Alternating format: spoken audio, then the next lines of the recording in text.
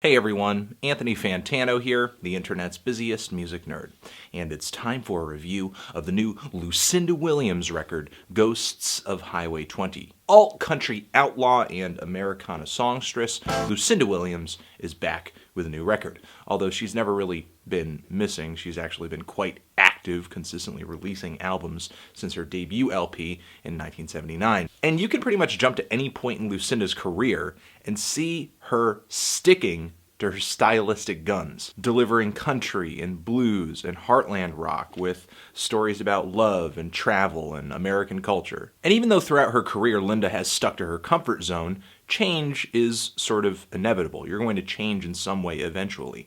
And thanks to sort of wearing her style, wearing her sound so proudly and so consistently, these days she sounds like just a road-worn leather jacket. And I totally mean that in a good way. I mean that in the best way possible. It's like this unique piece of art, this unique object that only looks and sounds the way it does due to its use, due to its experience. And you can really hear Lucinda's progress from record to record, from the very uppity and very energetic Happy Woman Blues record she dropped in the 80s, to one of her biggest records yet in 1998, Car Wheels on a Gravel Road, where she's sounding much slower, much more downtrodden. She had a kind of bite on this record that a lot of very forlorn female singer-songwriters did in the 90s. And then in 2008, with her record Little Honey, her voice was so much more worn on this LP. The production was punchier, felt like she was kind of playing it fast and loose, like she really had nothing to lose. And in 2016,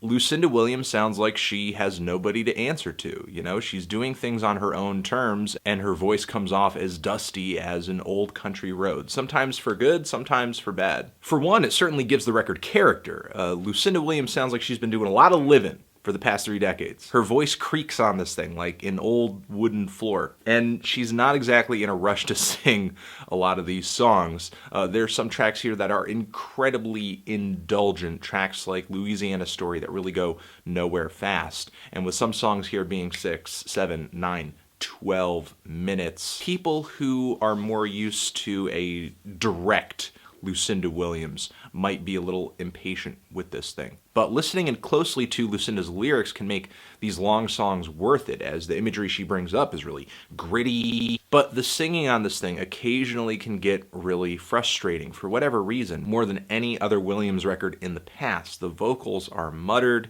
they're slurred. It's almost like Lucinda recorded much of this album in the midst of a hangover or some kind of transformation where she was becoming a zombie. And it's super distracting. Even after multiple listens to this album, I just couldn't get past it, especially on tracks like If There's a Heaven, where the vocals just seem so wavy and out of control of themselves. I'm just not seeing the appeal. But if you do listen carefully and sort of listen past these vocals, you can hear some really beautiful and sometimes jazzy guitar embellishments from Bill Frisell, who appears on this record. He's great throughout the LP. Singing like this was obviously a conscious effort for Lucinda, and there are some moments where I think her vocals do go over well, because the vocals on this LP occasionally deliver this incredible heap of sorrow. They're super intense. Really makes this record live up to the title Ghosts of Highway 20, as Lucinda sings like literally a specter from another dimension that's haunting this record. But tunes that go over well are tracks like Death Came, which has one of the most bone-chilling choruses on the entire record. Death came! It's an incredibly dark track. It's sort of like the final nail in your coffin. And the song Doors of Heaven has a bit of a blues rock vibe to it, some religious overtones, and lyrics basically deal in Lucinda trying to live straight, trying to stay on, the good path. And the song Place in My Heart is a cute little love ballad.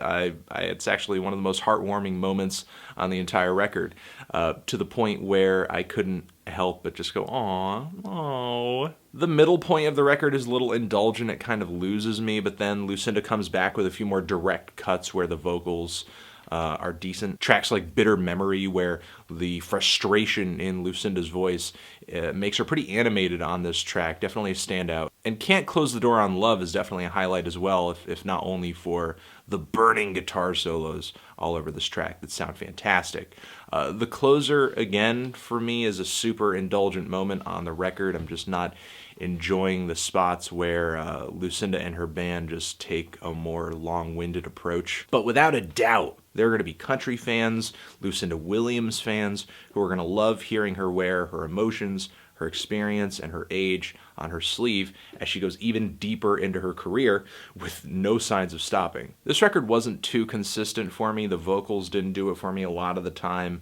Some of the songs were just not really that coherent due to occasionally the repetition or just the aimlessness of these tracks or the vocal performances, but the production was good. There were some great tunes on here, and at least the instrumental performances are pretty great. I really did love Bill's addition on guitar on this thing. I'm feeling a decent to strong 6 on this record. Transition. Have you given this album a listen? Did you love it? Did you hate it? What would you rate it? You the best, you the best. What should I review next? Hit that like if you like. And that's it. Lucinda Williams, Ghosts of Highway 20, forever.